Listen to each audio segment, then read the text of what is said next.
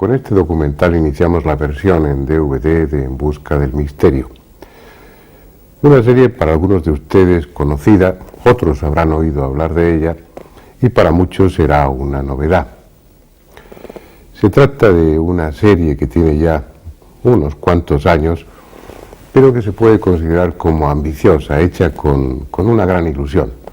Un equipo de 11 personas con 2 toneladas de material técnico recorrimos 90.000 kilómetros con solo un objetivo: ir en busca del misterio. Fueron meses intensos, repletos de anécdotas y de incidencias no siempre agradables, pero en buena medida cumplimos nuestro objetivo y pudimos ofrecer imágenes, en muchas ocasiones inéditas, que hasta entonces nunca se habían filmado. Quisiera aprovechar esta introducción para rendir un homenaje a Jorge Herrero, el que era director de fotografía de esta serie y que ya no está con nosotros. Era un magnífico profesional y una extraordinaria persona, y todos le echamos de menos. Desde aquí le dedico, allá donde esté, esta nueva versión de En busca del misterio. Aunque ahora se la ofrecemos en DVD, la serie fue rodada con cámaras de cine de 35 milímetros, lo que da a la imagen una textura a la que tal vez no estén acostumbrados, pero sigue siendo una filmación excelente.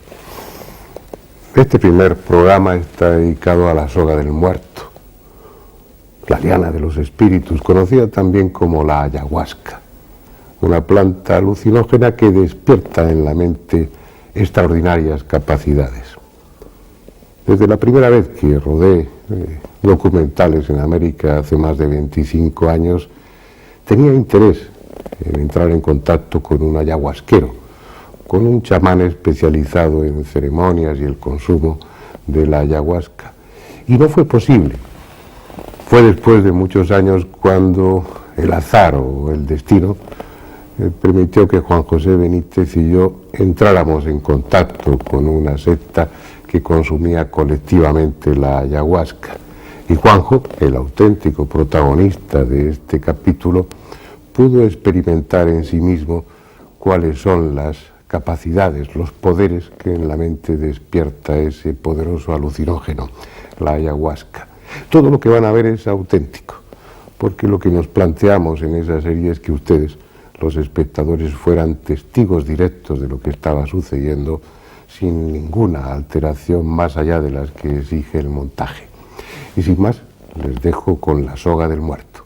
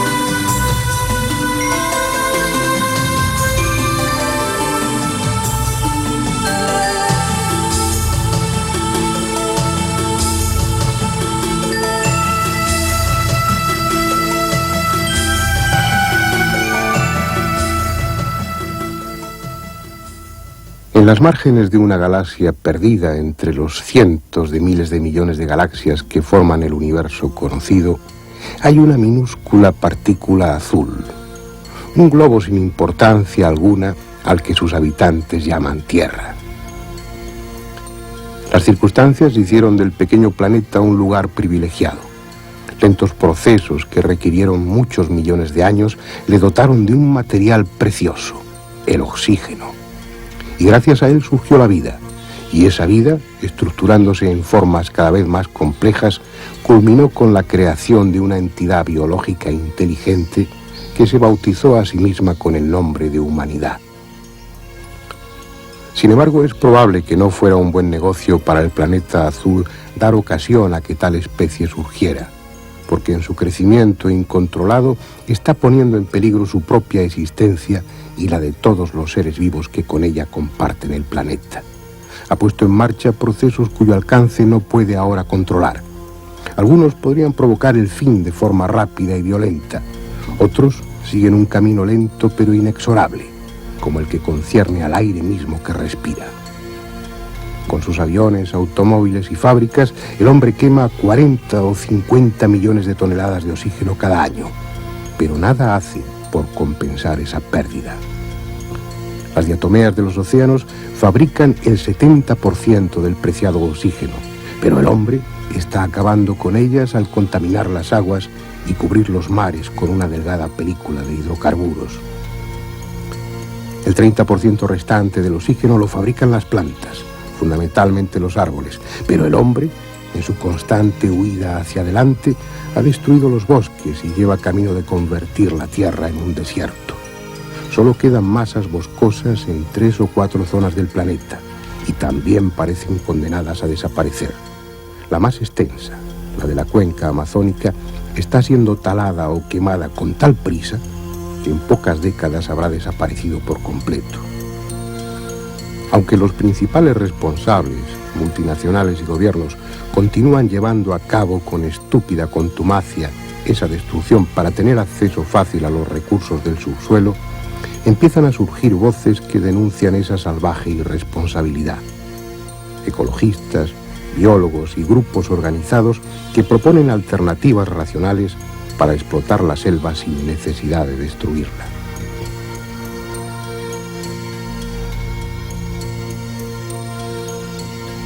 Aquí, en las afueras de Río de Janeiro, junto a una autopista, está lo que podría llamarse la sucursal urbana de una comunidad que ha establecido varios pequeños pueblos en la selva, que tiene a su cargo la conservación de una amplia zona de la Amazonía y que pretende obtener recursos de los bosques sin que ello acarree su deterioro. Esa es una de las 2 razones fundamentales que dan cohesión a este grupo, a esta comunidad. De la otra razón les hablaré después. Paulo, ¿qué dimensiones tiene esta reserva en la Amazonía? Esta reserva tiene la área de 560.000 hectáreas, como 4 veces el tamaño de la Dinamarca. Será ocupada con 7 comunidades extrativistas, con 85 familias cada comunidad y 2 áreas de preservación ecológica. Creo que tiene un problema grave de incendios en la Amazonía. No es mucho más que un problema, es una catástrofe de proporciones inimaginables. La Amazonía es el lugar de mayor biodiversidad en el planeta Tierra, el sitio donde es la concentración de especies es espantosa. Estos sitios preciosísimos están siendo quemados como un campo de fútbol por minuto. Un campo de fútbol por minuto están siendo completamente destruidos en la Amazonia. Creo que el satélite Meteosat dio una información importante el año pasado. Sí, el año pasado hubo 2 informaciones muy importantes. Una fue del satélite que detectó 170.000 puntos de fuego en la Amazonia. Y la otra fue una fotografía tirada por astronautas de la Discovery, que fotografaron una nube de fumaza cubriendo 2 millones de kilómetros cuadrados en la Amazonia. ¿Entiendes? Fuegos provocados criminosamente, en nombre del progreso, en nombre del desenvolvimiento que eso apenas está trayendo la destrucción del último gran pedazo de selva en el mundo. Y nosotros que somos el pueblo de la selva, tenemos las soluciones. ¿Cuáles son esas soluciones? ¿Qué hace la reserva de Mapiá? La solución para ser real, legítima, tiene que atender 3 niveles. El nivel ecológico, el nivel social y el nivel económico. Entonces, si podemos vivir de la forma extractiva, donde colhemos el producto de la selva sin destruir una única árbol. Eso significa extractiva, sí, no lastimar la naturaleza. Absolutamente, ¿entiendes? Y tener productos como óleos vegetales, gomas, castañas, perfumes, tés, as más de 200 productos que se puede sacar de la selva sin destruirla y proteger su fauna también. Eso es lo que estáis haciendo ahora en Mapiá. Estamos empezando a hacer porque recibimos esta tierra del gobierno brasileño como a cerca de 3 a 4 meses, ¿entiendes? ¿Cuántas familias viven en la reserva? ¿Y son indígenas todas ellas? Somos cerca de 6.000 a 7.000 personas. Nós somos descendentes de antiguos inmigrantes europeos que fueron para la selva para hacer el trabajo de la seringueira, que es coger la goma de los árboles. La otra razón que mantiene unido a este grupo de personas es esta liana, la ayahuasca, una palabra quechua que puede traducirse por la soga del muerto o la liana de los espíritus. Una liana, una planta utilizada por todos los hechiceros de la selva amazónica, la más fuerte, la más poderosa y la más temida de las plantas que los chamanes tienen a su alcance. Recibe diferentes nombres según la zona del Amazonas en la que se encuentre, pero para los botánicos tiene uno, Banisterium caapi, una planta, una malpigiácea no bien conocida en sus componentes, rica en alcaloides, que actúan directamente sobre el cerebro, produciendo unas consecuencias sorprendentes. Uno de esos alcaloides, aislado en la Universidad de Harvard, recibió el nombre de telepatina precisamente por eso, por su poder de despertar en la mente del hombre la capacidad telepática. Pero son otras muchas sus cualidades, son otros muchos sus efectos. Permite alcanzar otros niveles de conciencia, permite comunicarse con otras esferas, con otro mundo, con el mundo de los espíritus, permite proyectarse astralmente, favorece la clarividencia. Al fin y al cabo es lo que se cuenta de ella, y después lo comprobaremos. Pero ahora voy a explicarles por qué esta liana tiene relación con la comunidad. Es una historia que empieza hace casi 60 años. Por entonces, Raimundo Ireneo Serra, un bracero encargado de abrir camino en la selva para que los topógrafos realizasen su labor, tuvo una extraña experiencia. Se encontraban en la zona de Brasil que linda con Perú y con Bolivia, formando parte de una comisión gubernamental encargada precisamente de delimitar las fronteras con esos países. Y estando en ese lugar y en ese tiempo, recibió la ayahuasca de manos de los indios peruanos. La consumió y en su trance vio a una mujer de resplandeciente belleza que dijo ser la reina de la floresta y que él identificó con la Virgen de la Concepción. En sucesivos trances, siempre bajo el efecto de la ayahuasca, Raimundo volvió a tener encuentros con aquella dama que le fue instruyendo y le encomendó la misión de crear un grupo, un movimiento encargado de la defensa de la selva, de la naturaleza, y en el que sus miembros consumiesen periódicamente la ayahuasca para así alcanzar un mejor conocimiento de sí mismos y una mayor integración con la naturaleza y con el cosmos. En definitiva, puso en marcha una especie de religión con dos aspectos fundamentales: la defensa de la vida natural y la ingestión en grupo de la ayahuasca como medio para ponerse en contacto con la divinidad.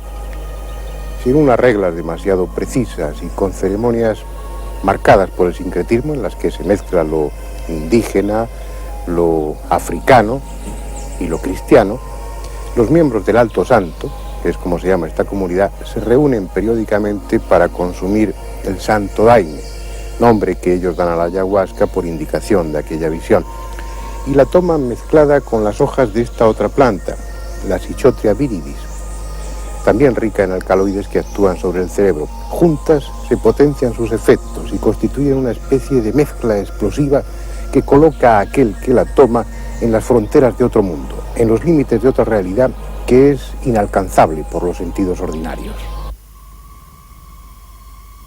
Para su preparación, la liana, una vez troceada, es machacada con mazos de madera hasta deshacerla. Después se coloca en grandes recipientes, alternando una capa de ayahuasca con otra de hojas de cichotria, y se le añade agua. Durante largas horas el fuego permanecerá encendido. La mezcla ha de cocer hasta que los 60 litros iniciales de agua contenidos en cada perol se queden reducidos a 20 de un líquido espeso y oscuro. Cuando se enfríe, podrá ya ser tomado o conservarse para otra ocasión, porque mantiene sus propiedades durante años, a condición de que el recipiente esté herméticamente cerrado y no contenga aire, para impedir así su fermentación.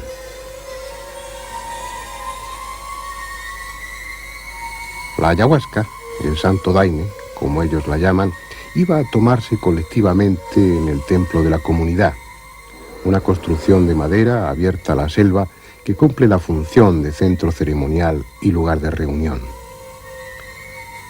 Presidiendo la mesa, el emblema de Alto Santo, una cruz de Caravaca en la que se integra la estrella de David.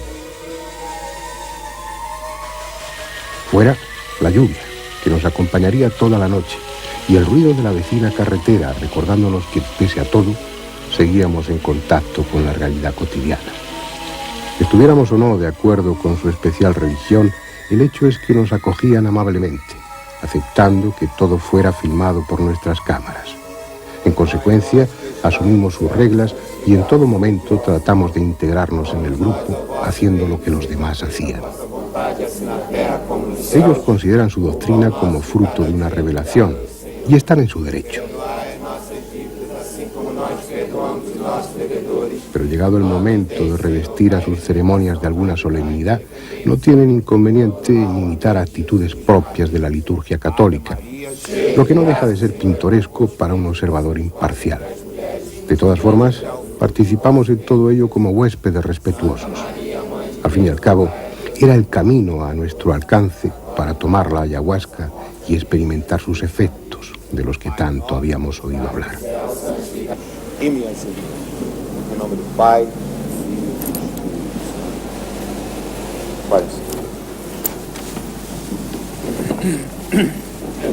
Aquel líquido espeso, amargo como la hiel, era la llave que todos los chamanes de la selva utilizan para abrir su conciencia.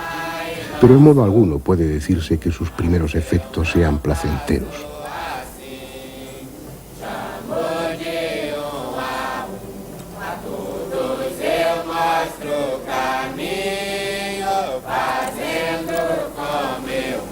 A los pocos minutos de la primera toma ya experimentábamos violentas náuseas.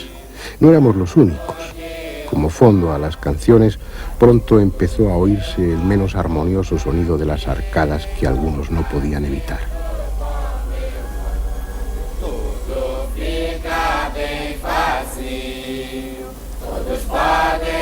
Eran 3 tomas separadas por 40 o 45 minutos, con breves pausas de silencio para enseguida continuar con los cánticos, un elemento primordial en la ceremonia.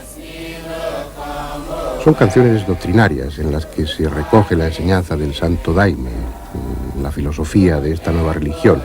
En sus letras hay de todo, pero fundamentalmente se ensalza la naturaleza, el pacifismo, la armonía, con continuas referencias al Padre, a la Virgen, a Jesús y al santo daime.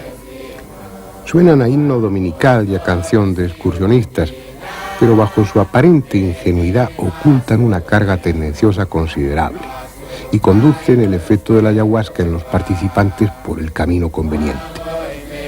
Para nosotros eran más un estorbo que una ayuda.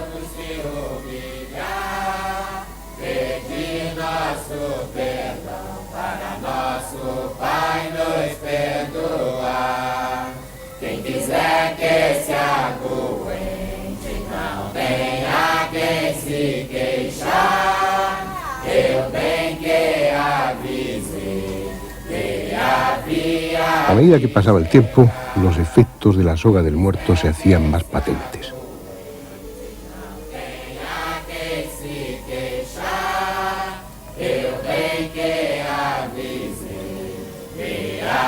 Las náuseas eran más tolerables y ante los ojos cerrados se formaban imágenes abstractas llenas de colorido, pero desconcertantemente vivas, dotadas de intención. Eran los sentimientos que tomaban forma.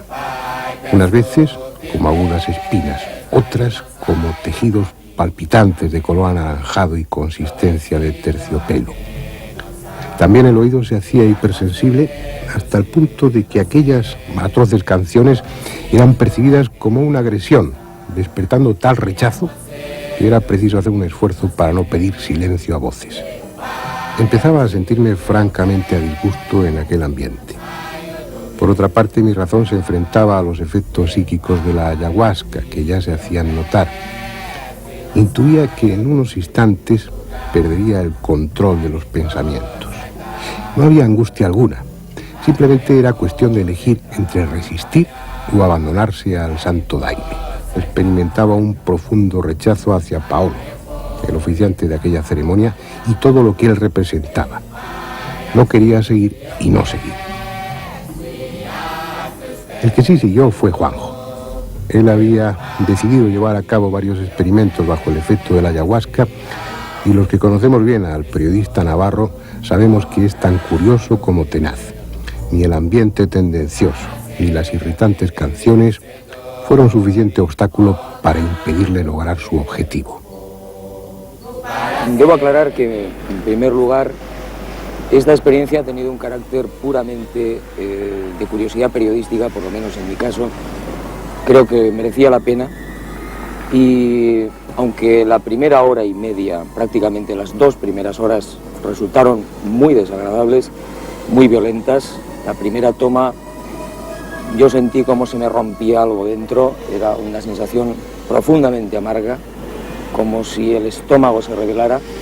La segunda toma de esta sustancia, de esta hierba, fue algo más pacífica en su ingesta. Sin embargo, empezaron los síntomas más claros de vómitos, de náuseas, una situación tremendamente dolorosa, muy difícil, que yo pensé que iba a terminar con la experiencia. Supongo que por un cierto esfuerzo mental pude resistir, tomé la tercera toma y empezó a obrarse un extraño milagro. Ese malestar general, esa situación de frío interior, de situación de confusión, de dolor permanente de estómago y de un curioso pinzamiento en la parte central entre los ojos, de calor, de fuego a cada una de las tomas, le sucedió algo muy difícil de explicar, pero muy apacible, una sensación de salir del cuerpo, de algo que en los términos esotéricos y paranormales es muy bien conocido como viaje quizás astral, como proyección astral. Y en esa situación, en esa negrura, en ese vuelo increíble, apasionante, lleno absolutamente de libertad, sin peso, de repente descubro las costas de la península ibérica, con las luces en esa noche, supongo que de Lisboa, identifico las márgenes iluminadas del Tajo, desciendo de nivel como si fuera un pájaro a una enorme velocidad y me sitúo en el centro de España y voy volando hacia el norte porque unas horas antes de la realización de esta experiencia yo había tenido la precaución, quizás dentro del pragmatismo que creo que me identifica bastante en estos experimentos, de llamar telefónicamente a una persona para que en esa noche justo de la toma de la ayahuasca, esta persona en casa colocara en una determinada habitación en el suelo un objeto que yo no debía conocer hasta después de realizada la experiencia. Ante mi sorpresa, sin ningún esfuerzo, yo atravieso el cristal del portal, atravieso las paredes, me sitúo ante la puerta y incluso durante unos segundos, si es que en ese estado especial de conciencia el tiempo cuenta, yo me detengo ante la puerta y disfruto del espectáculo de reconocer la puerta de la persona que yo quiero. Penetro sin abrir la puerta en el lugar y efectivamente la casa está en silencio, es la madrugada española, encuentro a esa persona durmiendo y en el suelo de esa habitación una fotografía que a mí me sorprende porque es una de las fotografías que yo envío desde Santiago de Chile en pleno rodaje a España y que la veo con toda nitidez.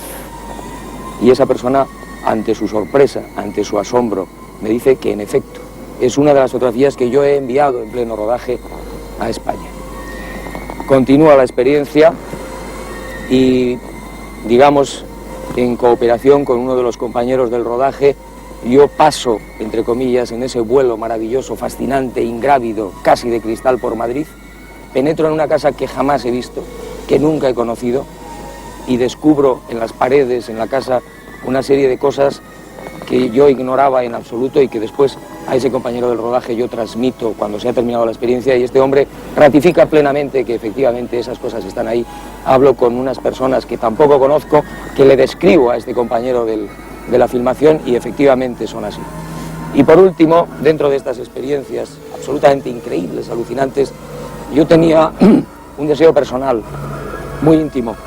Yo he escrito bastante y tengo una gran afinidad por Jesús de Nazaret. Me había propuesto antes de la toma de la ayahuasca, si fuera posible, ver a Jesús de Nazaret. Yo me lo imagino, por supuesto, de una manera, pero quería tener una cierta gracia de ver a este maravilloso personaje. Me veo volando hacia las estrellas, abandono casi la atmósfera y me encuentro con una poderosa luz que yo identifico con un ovni, pero no me dejan entrar.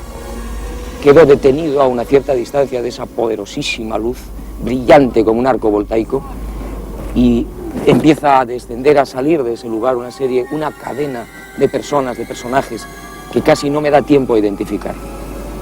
Pues bien, la experiencia prácticamente termina, me sacan de esa experiencia mis compañeros de rodaje, cuando esa figura de Jesús de Nazaret que yo ansiaba ver aparece ante mí, pero ante mi sorpresa tremenda, la figura que yo veo no es la que yo suponía, sino la de un cuadro pintado a carbón que yo tengo desde hace bastantes años en el despacho de mi casa y que llegó un buen día de forma anónima, sin remitente, y que es una de las imágenes de Jesús más maravillosas y únicas que yo he visto jamás. Puedo decir, por supuesto, y en conclusión, que el viaje, entre comillas, de la ayahuasca fue perfecto, maravilloso, concreto, digamos que con pruebas fidedignas y objetivas. A pesar de eso, yo creo que hay otros procedimientos, y estoy hablando a título personal, creo que hay otros sistemas, otros procedimientos más limpios, más naturales, para realizar este tipo de experiencias de apertura de conciencia y de viaje por los universos. El experimento realizado por Juanjo permitió demostrar que la proyección astral, como se denomina en términos paranormales, es posible y se había producido en este caso. Ya fuera un fenómeno de evidencia que su inconsciente dramatizó como un viaje, o porque viajara realmente, porque su conciencia se trasladara a miles de kilómetros en unos instantes, lo cierto es que bajo el efecto de la ayahuasca supo lo que en condiciones normales no podía saber. Esto es, qué objeto se había depositado en una habitación de una casa en el País Vasco, en otro continente. Además, durante la realización de ese viaje, Juanjo visitó una casa que hasta ese momento desconocía, no había estado físicamente nunca en ella, y vio a una persona que igualmente no había conocido hasta ese momento. Casa y persona que luego describió minuciosamente y que fueron identificados sin lugar a dudas por uno de los miembros del equipo que era el que le había encargado esa parte del experimento. Por lo que se refiere a esa contemplación de Jesús, nada podemos decir puesto que no hay forma de verificarlo objetivamente. Pero sí quedó claro, al menos a nuestro juicio, que efectivamente la ingestión de ayahuasca produce en el cerebro capacidades que en condiciones normales no tiene o que están aletargadas. La cuestión es si, como decía Juanjo al final del relato de su experiencia, si es conveniente o no la ingestión de la ayahuasca, alguna sustancia para alcanzar esos estados de apertura de conciencia, por llamarlo de alguna manera. Hay otras vías que ciertamente implican sacrificio, esfuerzo, dedicación, pero que se compensan con eso, que son experiencias realizadas limpiamente. El que personas que no han alcanzado la madurez o el equilibrio necesario deban tomar la ayahuasca para tener experiencias de este tipo es algo que debe decidir cada uno. Y es ese el aspecto, o mejor uno de los aspectos, que menos atractivos resultan de la comunidad del Alto Santo. No se tiene en cuenta el estado psicofísico de quienes toman la ayahuasca. Incluso los mismos niños, hijos de los miembros del grupo, son inducidos a tomarla. Y es evidente que las consecuencias son en su mayoría aún desconocidas. En esta ceremonia, que se celebra cada 8 de diciembre, participan numerosas personas. Tal vez con una intención loable, todas ellas tomarán el santo daime, esa mezcla de ayahuasca y sichotria, y lo harán ciegamente, sin saber los efectos inmediatos y futuros, sentándose a lomos de un caballo que tal vez camine por senderos distintos a los que el jinete pretende.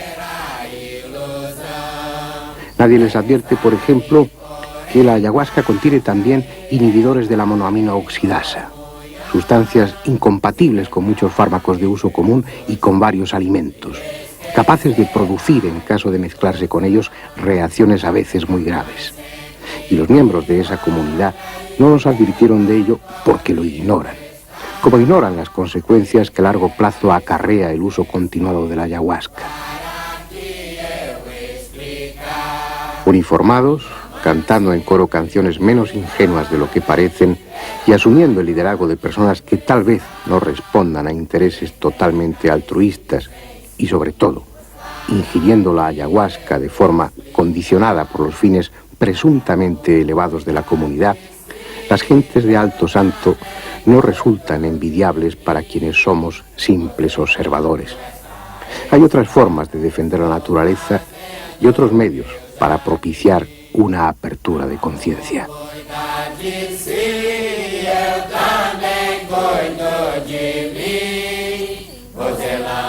Allá lejos, en la selva profunda de Brasil, de Perú o de Bolivia, algún ayahuasquero estará cociendo en este momento la soga del muerto. Y lo hará en solitario, como siempre ha sido. Antes se habrá preparado concienzudamente, habrá guardado días de ayuno y habrá meditado sin prisa sobre cuál es el objetivo para el que esta vez toma la ayahuasca.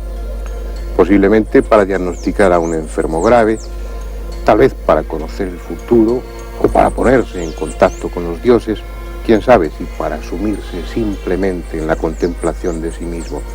Pero lo hará libremente, conscientemente, responsablemente, sin arrastrar a nadie en su camino y sin dejarse llevar por otro interés que el que su condición de chamán le impone. Esto es, curar y ayudar, aconsejando acertadamente a aquellos que lo solicitan. Aquí, en este lugar, en esta comunidad, todo es distinto.